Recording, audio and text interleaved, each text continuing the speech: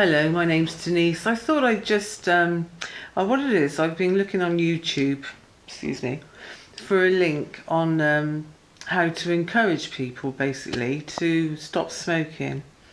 Um, I gave up smoking, it's coming up 2 years. Um, I've given up two addictions on this same basis. My first addiction, which nearly killed me, was alcoholism, and the smoking, which could have killed me as well. Eventually, is smoking, and I found the smoking actually quite easy, but I did have to get in the right frame of mind. It was something that I had to go, right, this is it, and I had to remove all ashtrays, everything out of the house. I kept a lighter for the candles, but everything else I removed out of the house. I have nobody here that smokes, so that helped. I kept away from places where people would smoke. I made sure I had a lot of fruit in the house, because when I had cigarettes, mainly the ones that I would absolutely enjoy was after a meal, absolutely after a meal, and with a coffee. So those were the triggers of the cravings. So I made sure, because I know I have put weight on, but I have had a thyroid problem as well, so it's probably more to do with that actually than giving up smoking. But also I got some canvases. You can buy them very cheap. You just go to, like, well, I live in England, so we got a place, Wilkinson's. You can buy canvases for a couple of pounds, and you can buy acrylic paints so cheap from the pound shop. And what I did when I first stopped smoking is, because I knew that it would be this, the habit, this is a ritual as well, isn't it, of the addiction. So I knew that I needed to keep my hands busy and my mind occupied. And reading, of course, eyes get tired, don't they? So I've done painting.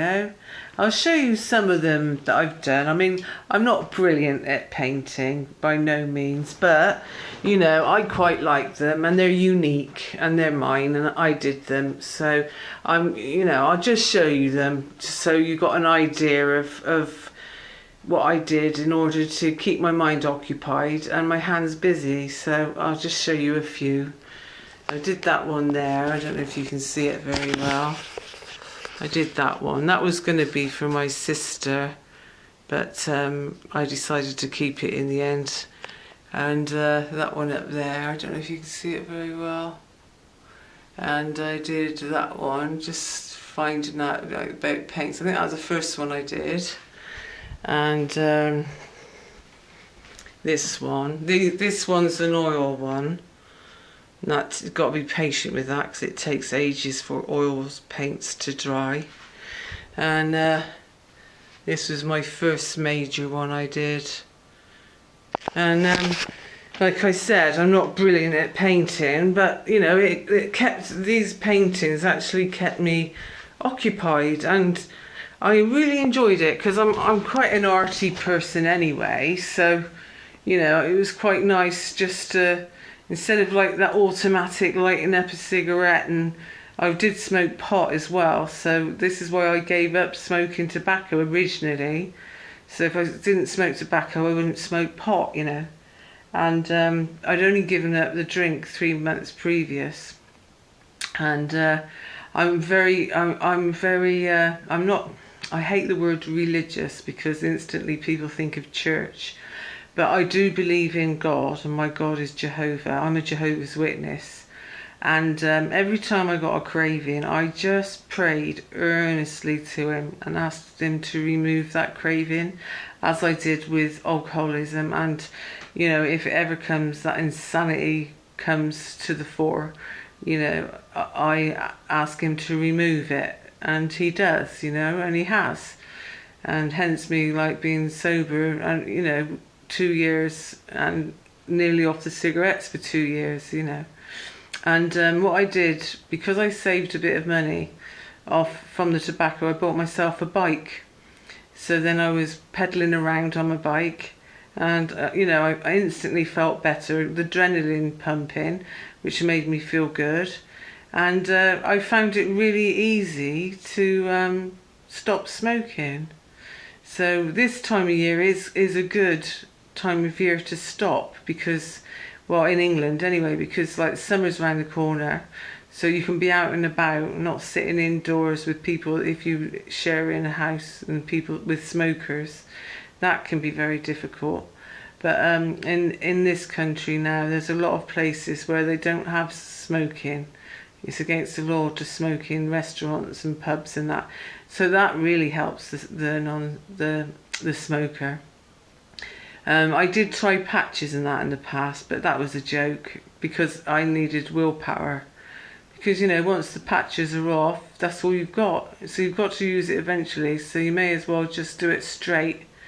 And every time I craved for a fag, I would say to myself, or a cigarette. Americans don't call them fags, do they? So every time I craved for a cigarette, I would say to myself, if I don't have one, it is not going to kill me.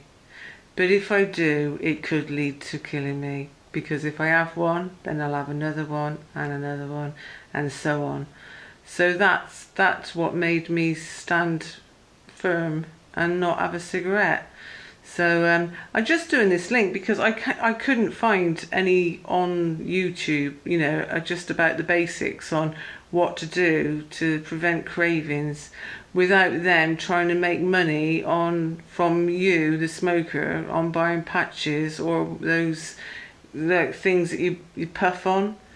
They're a waste of time, you know. Willpower rules, and you know, if you've got faith, God will help you. You just have to totally pray and believe that, because he's helped me and many people that I've known stop these addictions. So, and also, you know, like I said, you know, boiled sweets or fruits, if you're worried about the weight, just get some fruit in, because that stops you craving cigarettes as well. And you'll be amazed how much better you feel. You know, it's so, within a month you'll notice the difference. Honestly, give it a go. Give it a go. What have you got to lose? And I've got my singing voice back as well. Would you like to hear me? Tough. Alright then, well, take care. Love you all. Bye.